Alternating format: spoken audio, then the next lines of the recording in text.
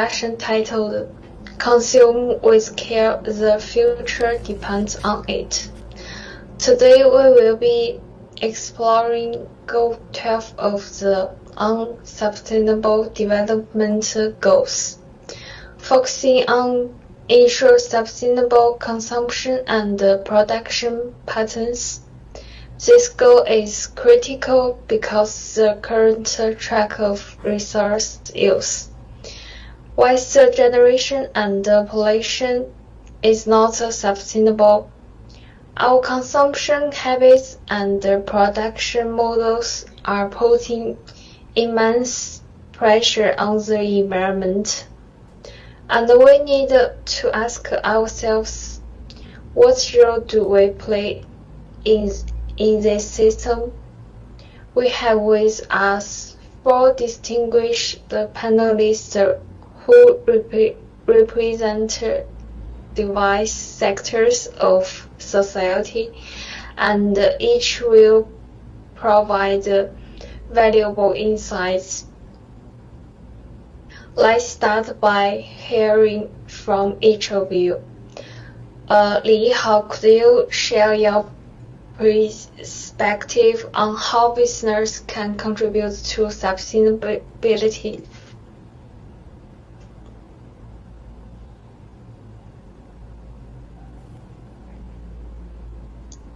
Well, thank you. As a business owner, I've learned that sustainability isn't just a trend. It's a necessity for the future of our planet and our companies.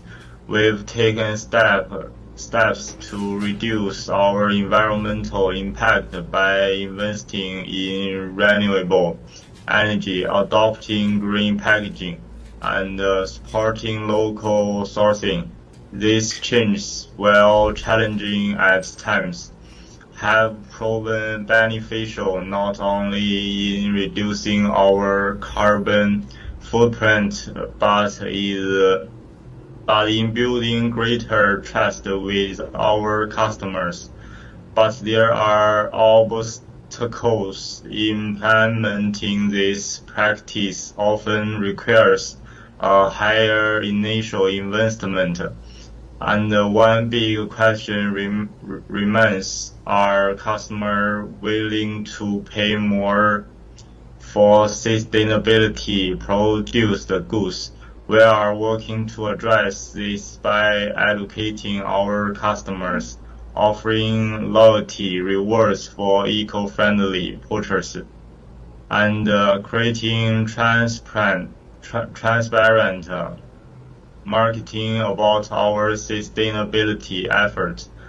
But we know that real change requires a shift in customer behavior, and that shift is crucial. The question is, how do we make sustainability desirable to everyone, not just those who are already passionate about it? Okay.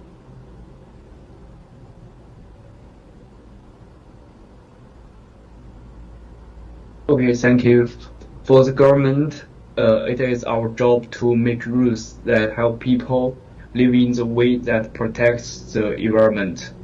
We are working on the laws to separate different types of waste, giving rewards to farmers who use green methods, and putting taxes on companies that makes a lot of pollution.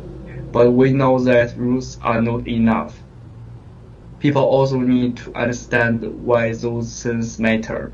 For example, in Malaysia, people throw away more than 70,000 tons of food every day. Half of this food can still be eaten.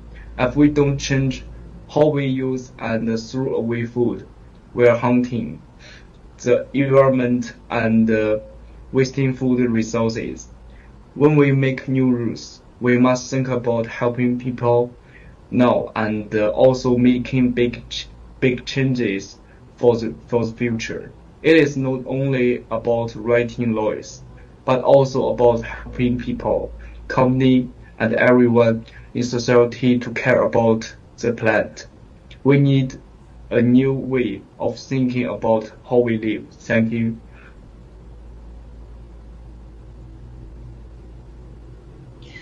Thanks. Let me share some numbers. Every year, the world uses resource equal to 1.7 Earth.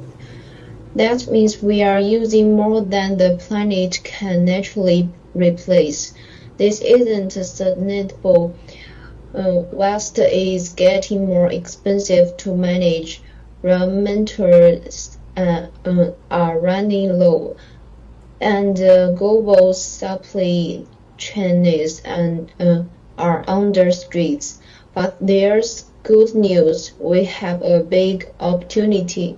The circular economy, where we reuse, recycle, and repair, could create $4.5 trillion in economic value by 2030. Government and investors should stop giving money to polluting industry and instead support green innovation. Okay. Okay, thank you.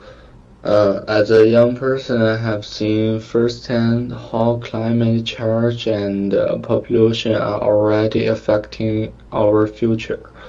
We have been given a planet that's suffering because of today's consumption patterns, and we are frustrated by the lack of action.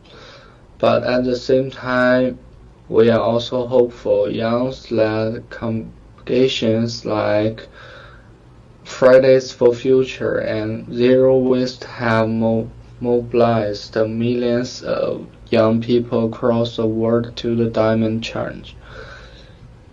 We are no longer passive consumers. We actively research brands, check their sustainability recorders, and even use apps to make informed decisions. However, our challenge remains. We feel like we are often left out of the decision-making process. Young people should have a stronger presence in environmental consumers and policy discussions, because we will be the one consumes and the policy and living with the consequences of these decisions. We are ready to lead the charge, but we need a platform to do so.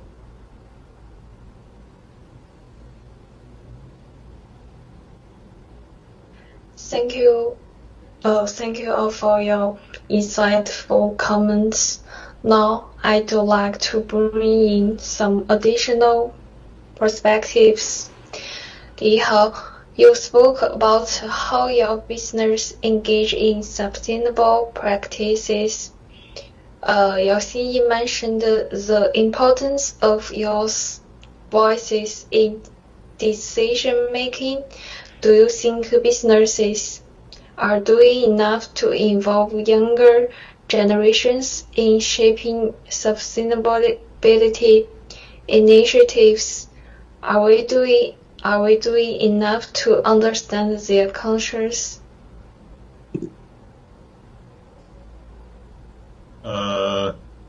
That's very relevant point, Yao Xingyi. At our company, we recently launched a youth advisory panel. The young people who joined brought incredibly creative ideas and fresh perspectives. They are already thinking about sustainability in ways that we didn't even consider before. It's clear that we need to treat youth not just as a consumer, but as active partner in this process.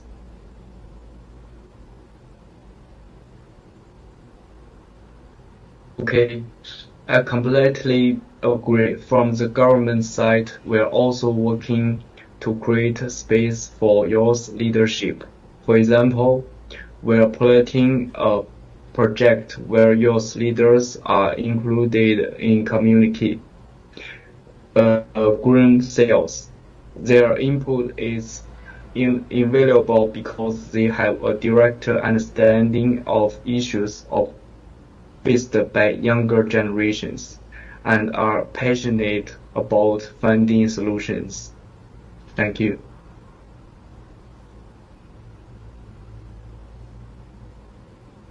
I'd also like to add that involve young people early help them understand how the economy works.